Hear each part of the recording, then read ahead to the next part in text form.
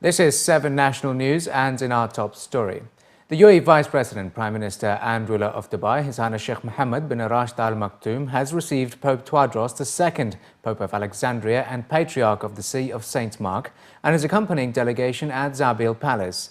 The ruler of Dubai welcomed Pope Tawadros II, emphasizing that the United Arab Emirates stands in support of the Egyptian people in all circumstances. Sheikh Mohammed and his guest highlighted the important role of the clergy in spreading interfaith tolerance, understanding and peace. During the meeting attended by Dubai Crown Prince His Highness Sheikh Hamdan bin Mohammed bin Rashid Al Maktoum and Dubai Deputy Ruler His Highness Sheikh Maktoum bin Mohammed bin Rashid Al Maktoum, Pope Tawadros II thanked the ruler of Dubai and praised the role of the UAE is playing in supporting Egypt. And the UAE Vice President, Prime Minister and ruler of Dubai, His Highness Sheikh Mohammed bin Rashid Al Maktoum, also attended the graduation ceremony for the 17th batch of graduates from the American University of Dubai at the Dubai World Trade Center.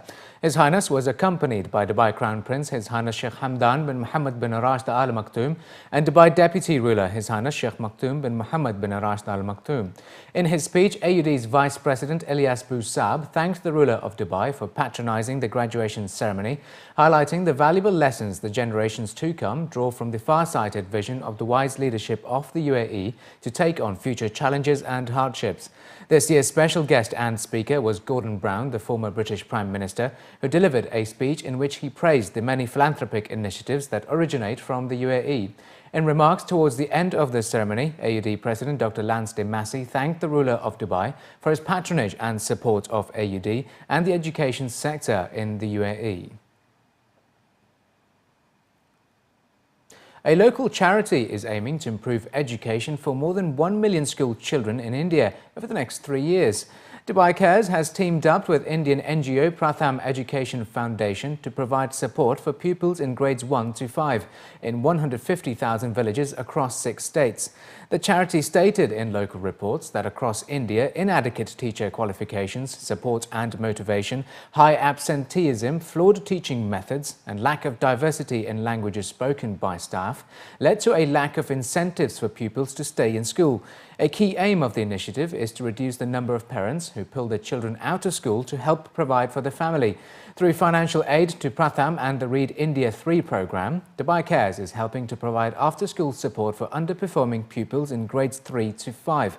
The tutoring is designed to add what the children learnt in class and boost those who have fallen behind to an acceptable standard.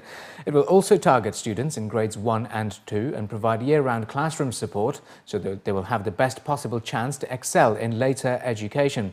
Dubai Cares has been working with Pratham since September last year, and the program is part of the charity's wider goal to support the Global Education First initiative launched by the UN Secretary-General Ban Ki-moon in September 2012. Around 190 people were fined and over 110 were warned in the first 4 months of the year in Dubai for illegal practices that damaged the cleanliness and environment of the emirate, according to the Dubai municipality. The Environment Emergency Office at the Environment Department of the municipality issued 189 fines related to environment violations in the past 4 months, marking a 67% increase compared to the figures last year. Also, some 113 warnings were issued regarding various violations during the report period, according to the civic body. In a media statement, the municipality revealed that the Environmental Emergency Office, which has played a major role in maintaining cleanliness and environmental safety in the emirate, has now been detached from the Environment Department and will be functioning under the Public Health and Safety Department of the civic body. Khaled Siratin, who heads the EEO, said the Dubai municipality has been constantly trying to protect sea waters, desert areas and the Dubai Creek, with the office conducting cleanup activities through 2 shifts daily on Dubai Creek, Mumza and Hamriya Port. He added that specially equipped boats are used to clean the waters with coastal areas as well as embankments of water resources strictly monitored systematically to check illegal and unscientific fishing. Passengers at Dubai International Airport can now make use of comfortable bus rides to and from their hotels as the Roads and Transport Authority launches the Skybus service from mid-May. According to local reports, the service has been launched as a pilot project for 6 months, with a new bus service offering direct connectivity to 26 hotels across the city, operated through 8 buses on 4 routes. The service will initially start from Terminal 3 and then Terminal 1 at Dubai International Airport and will operate every day from noon until late at night. The service, which is tentatively scheduled to start by May 15, was launched following a detailed survey that took into account views of more than 1,500 tourists. The shuttle service will cost 15 dirhams per head for every trip, which will include free Wi-Fi service on the move. The buses will operate every 30 minutes from the airport. However, if the demand is high, the frequency will be increased according to the RTA. Special articulated buses have been deployed for the buses with large baggage spaces allocated on every bus for passengers. Route 1 will head to Sheikh Zayed Road, serving popular hotels such as Fairmont, Radisson Royal, Crown Plaza, Shangri-La. Route 2 will serve Al Barsha 1 area, connecting with hotels like Ramada Chelsea, Marmara Hotel Apartments, Ibis Hotel and Citymax. Serving Karama and Mankhul areas, Route 3 will cater to Burjan Arjan, Regent Palace, 4 Points Sheraton and Park Regis. Travelling around Garhoud, Route 4 serves Al Bustan Ratana, Le Meridian, Premier Inn and Holiday Inn Express.